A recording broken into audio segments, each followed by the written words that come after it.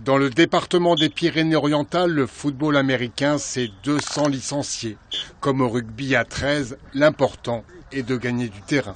Vous avez 4 tentatives pour gagner une certaine distance, 10 yards. Donc vous les faites comme vous le voulez, par la voie des airs ou par la voie terrestre, c'est-à-dire un coureur où le ballon passe vers l'avant. Si vous progressez ces 10 yards-là, vous avez de nouveau 4 tentatives. En sachant que le but ultime, c'est d'arriver dans une zone d'embut, comme au rugby, pour marquer un touchdown, comme on le dit chez nous. Les Grizzlies, eux, ambitionnent de monter en 2e division l'année prochaine. Ils ont recruté un entraîneur canadien, 2 Américains et un joueur français de première division. Un joueur de D1, en fin de compte, à la base, c'est un athlète.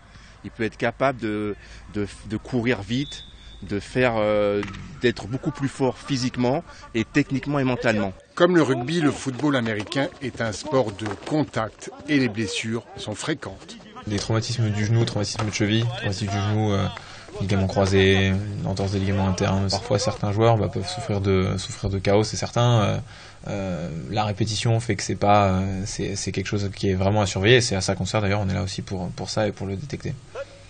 Pour jouer à haut niveau, il faut mettre en place une technique. Les saisons sont courtes, c'est 6 mois, on a 10-12 matchs maximum dans la saison. Et après c'est vraiment un sport stratégique, c'est un peu le style les échecs en fait. C'est vraiment des tactiques qui sont définies à l'avance. Donc l'attaque a une tactique, la défense essaie de les contrer avec une autre tactique. Pour le championnat de 3e division, la rencontre Archange contre les Grizzlies aura lieu en janvier et le match retour est prévu en avril.